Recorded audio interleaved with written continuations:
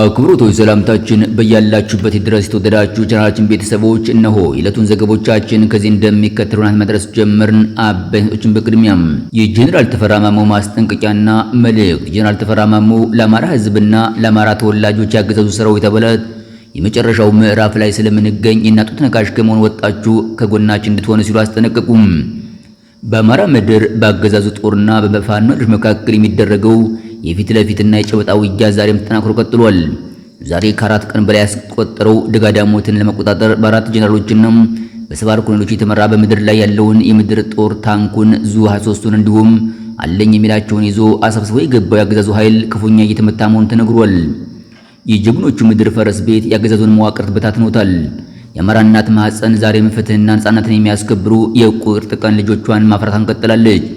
በፈረስ ቤት ደጋዳሞት ወረዳ በተደረገው ከፍተኛ ተጋድሎ በጀነራል መሐመድ ተሰማ እየተመራም ወደ ቦታው ያቀናው ያገዛዙ ጦር እንደ ቅጠል ተመቶ በመበታተኑ ተገልጿል። ጀነራሎችና ኮሎኔሎችም ከተከበዋል እየተባለ ነው። በተመሳሳይ በደቡብ ጎንደር ግንባር የተሰለፈው ያገዛዙ ሰራዊትም ከፋኖ ጥቃት ራሱን ለማዳን ከነሙሉ ትጥቁ ወደ ፋኖ እየጎረፈ ይገኛል። ሰራዊቱም ማን ሞቶ የማን ስልጣን ሊቀጥል በማን ደም የማን ወንበር ሊጠናም በማለት ከቀጠናው እየጠፋ ሲሆን የፋኖ አርበኞችም ሞቅ ያለ አቀባበል ያደርጉላቸው ይገኛሉ። በዝርዝር የምናስቀናቸው ቀዳሚ ነው። በሸዋ ጠቅላይ ግዛት ከሞላይ ወደ መሃል ሜዳ በመንቀሳቀስ ላይ በነበረው የአገዛዙ ኮማንዶ ጦር ላይ በተሰነዘረ ድንገተኛ ጥቃት የጠላት ጦር ክፉኛ መደምሰሱ ታውቋል። የጠላት የሰንሰለት መዋቅር የተበታተነበትና ኃይሉን አቀናጅቶ የተሰነዘረበትን ጥቃት እንዳይመክት ባፍረከረከው በዚህ ተጋድሎ በርካታ የኮማንዶ አባላት ሲሞቱና ሲቆስሉ ለህልውና ወሳኝ የሆኑ ዘመናዊ ጦር መሳሪያዎችም በአርበኞች ቁጥጥር ስር መዋላቸው ተረጋግጧል። በርከት ያሉ ወቅታዊና ሀገራዊ መረጃዎች እንዲደርሳችሁ ቻናሉን ሰብስክራይብ፣ ላይክ እና ሼር ማድረግ ቤተሰብ ይሁኑ። የተወደዳችሁ ቻናላችን ቤተሰቦች አብራችሁን ስትቆዩ እነዚህና ሌሎች መረጃዎችን ታዳምጣላችሁ። ሰናይ ጊዜን ተመኘን። ደጋዳሞትና ፈረስ ቤት የጄኔራል መሐመድ ተሰማ ጦር መበታተን። በአማራ ምድር ዛሬ ከአራት ቀን በላይ ያስቆጠረው በአገዛዙ ጦርና በፋኖ ኃይሎች መካከል የሚደረገው የፊት ለፊትና የጨበጣ ውጊያ ዛሬም በከፍተኛ ደረጃ ተጠናክሮ ቀጥሏል። የትግሉ ማዕከል ወደ ሆነችው ደጋዳሞት ሰርጎ በመግባት አካባቢውን ለመቆጣጠር በአራት ጀነራሎችና በሰባት ኮሎኔሎች የተመራ በምድር ላይ ያለውን የምድር ጦር ታንኩን ዙ-23ን እንዲሁም አለኝ የሚላቸውን ይዞ አሰብስቦ የገባው የአገዛዙ ሰራዊት በፋኖ አርበኞች የተቀናጀ የመልሶ ማጥቃት እርምጃ ክፉኛ እየተመታ ይገኛል። የጀግኖች ምድር በመባል የምትታወቀው ፈረስ ቤት ያገዛዙን ወታደራዊና አስተዳደራዊ መዋቅር ሙሉ በሙሉ በታትነዋለች። የአማራ እናት ማህፀን ዛሬም ፍትህን፣ ነጻነትን የሚያስከብሩ የቁርጥ ቀን ጀግኖቿን ማፍራቷን ትቀጥላለች። ማሳያ በሆነው በዚህ የፈረስ ቤት ደጋዳሞት ወረዳ ላይ ተጋድሎ በጀኔራል መሐመድ ተሰማ እየተመራ ወደ ቦታው ያቀናው ያገዛዙ ጦር እንደ ቅጠል ተረግፎ በመበታተኑ ተረጋግጧል። ጀነራሎችና ኮሎኔሎችም ተከበዋል እየተባለ ነው። በቦታው በግንባር ተሰልፎ ተጋድሎ ያደረገ ከሚገኘው የፋኖ አርበኛ አበጀ ገበሌ ከተሰማው መረጃ እንደሚለው ከገልጾታል። ትላንትና ደጋዳሞትን ተቆጣጥረን ብለው ሲፈነድቁ አምሽተው ደስታቸውን ሳይጨርሱ በስህተት ወደ ማዕከላችን ገብተው እየተፈጩ ይገኛሉ።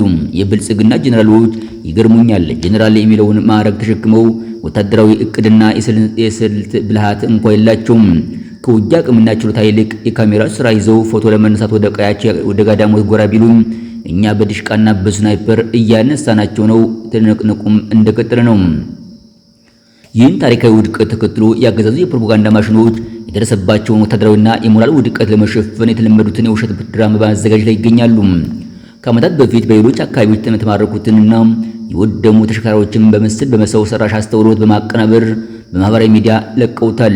ይህ ድርጅት የሥርዓቱን መፈራረስና የመጨረሻው የውድቀት ማጠቃለያ ማሳያ ተደርጎ ይወሰዳል።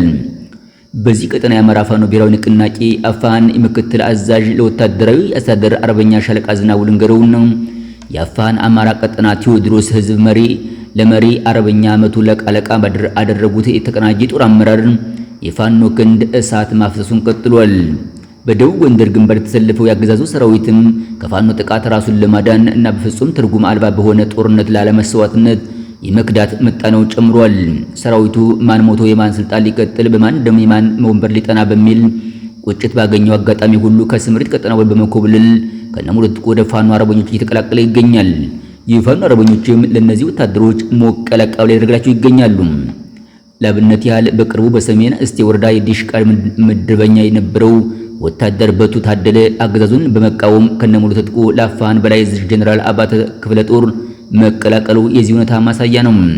ይህን ተከትሎ በከባድ ጭንቀትና ተስፋ መቁረጥ ውስጥ የተዘፈቁት የአገዛዙ ወታደሮች አዛዦች በስማዳ ወረዳ ወገዳ ዙሪያ ላይ ስማቸው ዘብጌና ሰኞ ገበያ በተባሉ ቦታዎች ላይ ወታደሮችን ከድተው ሲሄዱ አይታችኋል፣ አቅጣጫ ጠቁማችኋል በሚል ሰበብ በግብርና ስራ ላይ በነበሩ ሁለት ንጹሃን አርሶ አደሮችን በዘግናኝ ሁኔታ መግደላቸው ተሰምቷል። የአድማ አባሉ ኮንስታብል እሱ ባለው ሀብታሙ ከአገዛዙ ጋር በማበር የራሴን ህዝብ ከራሴ በላይ ልበድ አልፈልግም በማለት ከነሙሉ ትጥቁ መካነ ሰላም ግንባር ፋኖን ተቀላቅሏል። የአማራን ህዝብ በድምድር በሰማይም እየወጋ ካለው የአብይ አህመድ መንግስት ጋር የተሰለፈ የጸጥታ አባላት የሚፈጽሙትን ግብ በመቃወም እግራቸው ወደ ፋኖ መጣቱን የገለጸው ኮንስታብል መከላከያ ሰራዊት፣ አድማ ብተና፣ ፖሊስ እንዲሁም ማኒ ሚሊሻ እንዴት ያገዛዙ መጠቀሚያ እየሆነ እንደሆነ በዝርዝር አብራርቷል። በሸዋ ጠቅላይ ግዛት ትንቅንቁ በከፍተኛ ሁኔታ ቀጥሏል። በመንዝ ወረዳ በአፋን ጠቅላይ አዛዥ መሐመድ ቢን ኮንኩር የሚመራው የወንዱ አስቻለው ደሴ ክፍለ ጦር በአገዛዙ ጦር ላይ ድንገተኛና መብረቃዊ እርምጃ ወስዷል።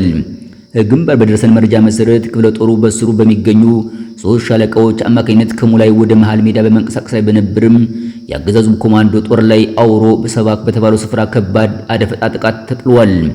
የአገዛዙ የሰንሰለት መዋቅር በተበታተነበትና ኃይሉን አቀናቃኝ የተነዘረበትን ጥቃት እንዳይመክት በተደረገበት በዚህ ተጋድሎ በርካታ የኮማንዶ አባላት ሲደመሰሱና ሲቆስሉ ለህልውና ወሳኝ የሆኑ ዘመናዊ የጦር መሳሪያዎችም በአርበኞች ቁጥጥር ስር መዋላቸው ተረጋግጧል።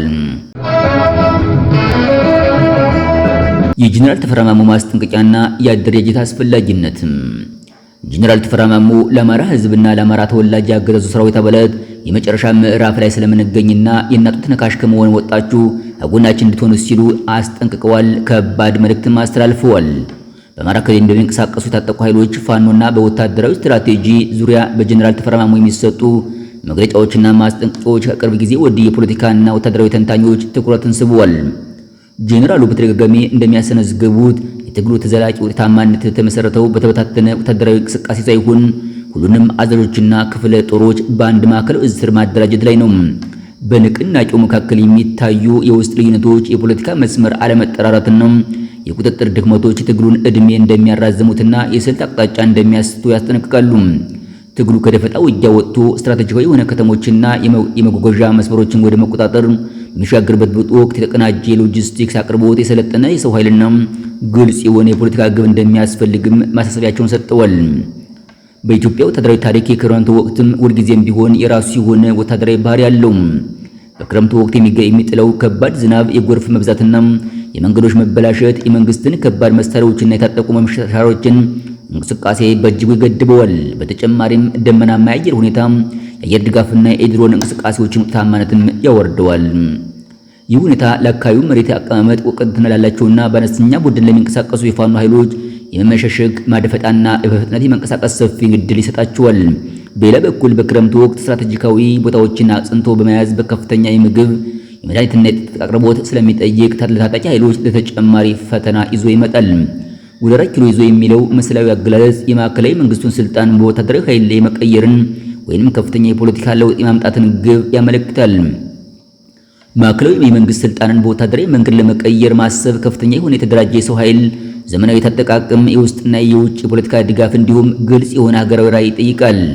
በወታደራዊ ጫናዎች የመንግስትን ትኩረት ለመሳብ ወይንም ለድርድር ለማስገደድ ጥቅም ላይ ቢውልም ታሪክ እንደሚያስረዳው በኢትዮጵያ ያለውን ውስብስብ ፖለቲካ ውጥረት በወታደራዊ ኃይል ብቻ ሙሉ በሙሉ በመፍታት አይቻልም። ዘላቂና ሰላም መረጋጋት ሊመጣ የሚችለው ከታች በሆነ የፖለቲካ ውይይት፣ በድርድርና ሀገራዊ መግባት ብቻ ነው።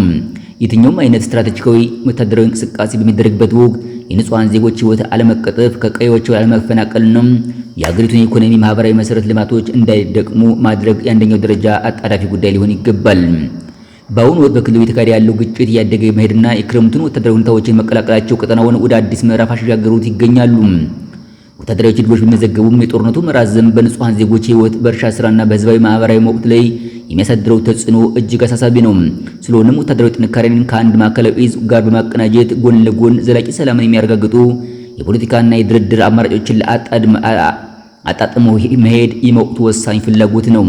ሰላም ጤና ይስጥልን። የተወደዳችሁና የተከበራችሁ ቻናላችን ቤተሰቦች ለሰዓቱ ታደምጣችሁ ያልናቸው መረጃዎች እነዚህ ምስሉ ነበር። በቀን በርከት ያሉ አዳዲስ መረጃዎች እንደደረሳችሁ የሰብስክራይብ የደወል ምልክቱን በመጫን ላይክ፣ ኮሜንት፣ ሼር ማድረግ ቻናላችንን እንድትደግፉ ያስታውስን። በሌላ መረጃ ተመልሰን እስከምንገናኝ በያለም ደረጃችን ቆይ ሰነ ጊዜ ተመኘን።